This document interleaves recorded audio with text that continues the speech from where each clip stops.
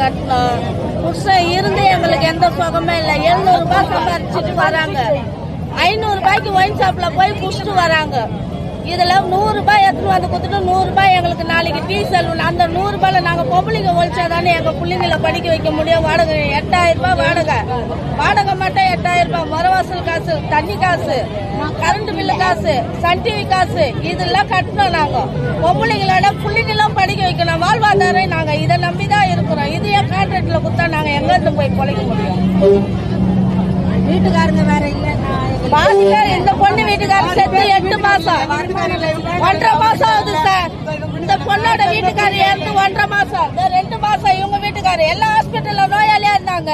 போய் பார்க்க முடியல. வேலைதான் முக்கியம்னு சொல்லிட்டு கொல்ல கொடுத்தாச்சு. எல்லாம் நாங்க எங்க புருஷனுக்கு வந்து சரியா கண்டுக்காம ஹாஸ்பிட்டல்ல இறந்துட்டாங்க.